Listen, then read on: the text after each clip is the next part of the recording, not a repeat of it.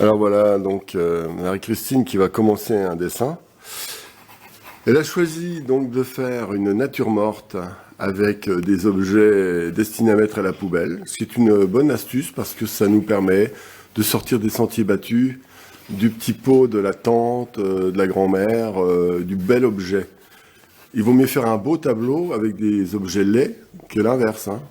C'est évident. Alors voilà, ce qui est intéressant, le fait de mettre une boîte, c'est classique dans l'hyperréalisme ou dans le traitement du trompe-l'œil. C'est intéressant parce que ça permet de jouer sur la lumière premier plan, par exemple, et la lumière du fond. On peut même faire des ouvertures. Là, il y a des ouvertures qui permettent, si on voulait, rajouter de la lumière, ce qui n'est pas nécessaire dans ce cas-là. Ensuite, le choix des objets, le réglage. Alors ça, c'est tout un art et chacun va le faire différemment. Alors par exemple, là, les éléments intéressants, il y a un élément vertical, il y a des éléments ronds, etc. Il y a des petits, des gros. Eh bien, c'est cette rythmique de tout ça qui va nous permettre de créer un univers poétique à partir des lumières, des couleurs, de quelque chose d'un peu désuet qui est finalement des objets destinés à la destruction. Voilà. Donc par exemple à ce moment-là, je sais pas ce que t'en penses, Marie-Christine, mais il y aurait peut-être moyen de créer des espaces, jouer sur la verticale. Là, est-ce qu'elle n'est pas un peu trop au centre, cette bouteille? Est-ce qu'il n'y a pas moyen de décaler? Alors on peut, mais Marie-Christine va changer ça, on verra dans la journée.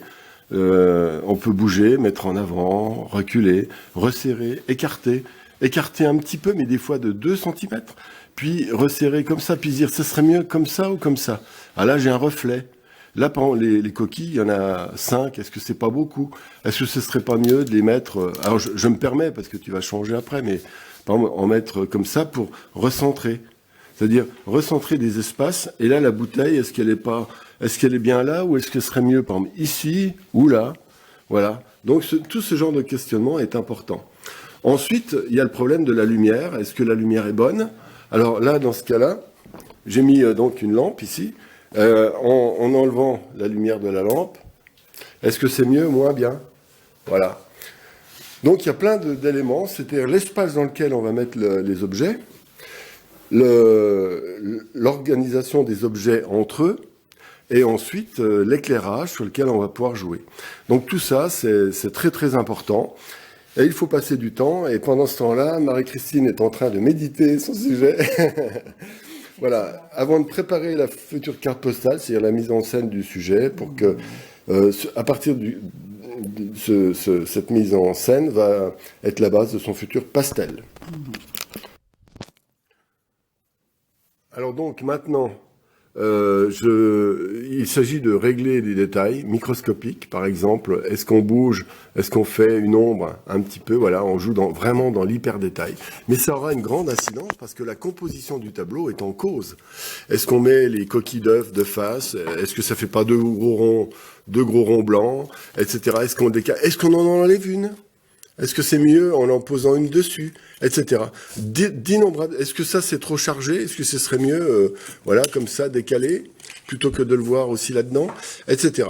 Ces microscopiques détails dépendent bien sûr de chaque personne. Et il n'y a pas de règle définitive. Voilà, en gros le sujet. Mais maintenant, donc, il va y avoir un choix de détails, de réglages. Et ensuite, il y aura une étape suivante, c'est le réglage dans la tête. C'est-à-dire qu'on est des fois prisonnier d'une lumière extérieure, mais on peut y ajouter la lumière intérieure. Avant toute chose, là, vraiment, je te conseille de faire des patates. Ne commence pas par faire une boîte, puis la bouteille, etc. Il faut d'abord placer tous les éléments comme ce que j'appelle les patates, c'est-à-dire des masses dans lesquelles... C'est ce que j'étais en train de faire, Sylvain. Je posais la bouteille, tout, je l'ai posé pour après les peaufiner. Mais pas si... On ne répond pas. On ne répond pas. Pas si grossièrement que ça, quoi. Oui, mais justement, il faut que ce soit grossier, parce que dès que tu vas marquer les choses trop fortement, tu vas en être plus ou moins prisonnière. Chaque ligne va incarner quelque chose, après, à partir desquels tu vas tourner. Alors qu'il faut que tu puisses bouger tous ces éléments d'un côté ou de l'autre. Déjà là, imaginons que tu te dises, ah non, faut que je le mette là, faut que tu gommes tout, etc. Alors que si tu avais juste une masse comme ça suffit pour avoir une vision. Et surtout, il faut que tu laisses une marge. Hein. Tu l'as faite, là? Ok, c'est bien.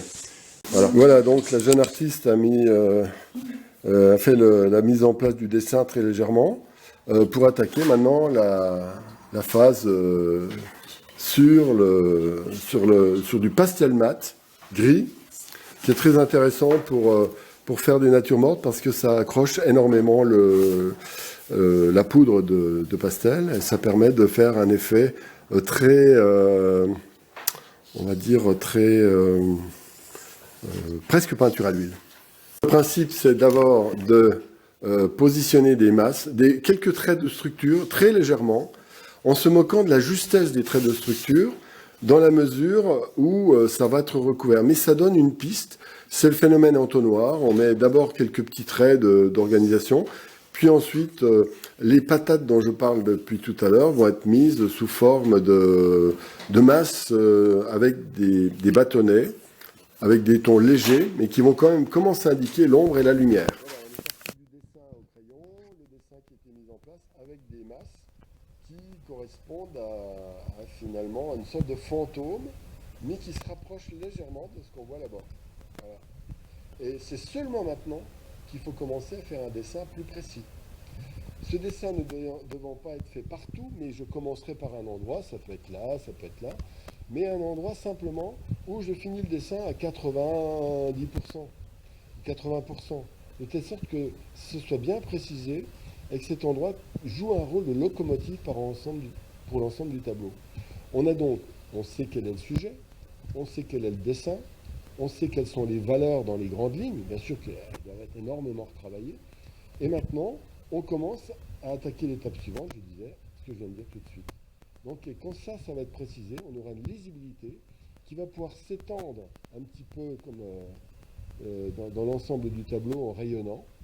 Et à ce moment-là, on aura le tableau qui sera fait à,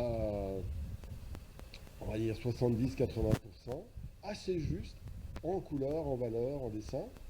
Et à ce moment-là, on va décider une hiérarchisation des finitions qui va permettre de mettre l'accent sur des endroits qui nous semblent plus intéressants, des zones plus intermédiaires et des zones quasiment dégagées. Sachant que c'est le rapport entre ce qui est dégagé et ce qui est assez bien défini qui crée une espèce de chemin de communication pour la personne qui regarde le tableau. Donc à cette étape, il y a une légère suggestion de brins qui vont correspondre à la couleur craft, ça tend vers le craft. Là ici, il y a les reprécisions à dessin par les zones claires, là aussi. Et puis, tout s'organise et maintenant, il faut préciser. À partir de là, on peut commencer à prendre vraiment une zone que l'on améliore complètement. Si la boîte est trop grosse, on la réduit un peu, etc. Maintenant, on doit vraiment aller vers la finition, on va dire. Mais à mon avis, le fait que cette boîte soit grosse, c'est intéressant parce qu'elle donne un élément solide. Ouais, voilà, plus ça solide donne, ouais, t'as raison, voilà. Quitte à ce que ce soit différent, voilà. Tout à fait, je suis entièrement d'accord sur l'aspect de la boîte. Ensuite, bien sûr, il faudra penser aux valeurs foncées qui sont à l'intérieur de la boîte, de la coquille de la boîte, etc. Mais plus tard, ça, ce qui compte, c'est qu'il y ait une zone ici qui soit bien finie. Le choix des couleurs, dans le cas du tableau, est très important. Il est très important deux choses. Qu'il y ait une bonne hiérarchie des valeurs de gris entre le plus foncé et le plus clair. C'est très important qu'on ait toute la gamme. C'est ce qui va donner vraiment la lumière du tableau. Ensuite, on est parti sur une base plutôt verte, avec quelques ocres jaunes, et puis des gris un peu chauds, un peu froids, etc. Donc ça, c'est bien. Avec ça, on peut faire l'ensemble du tableau.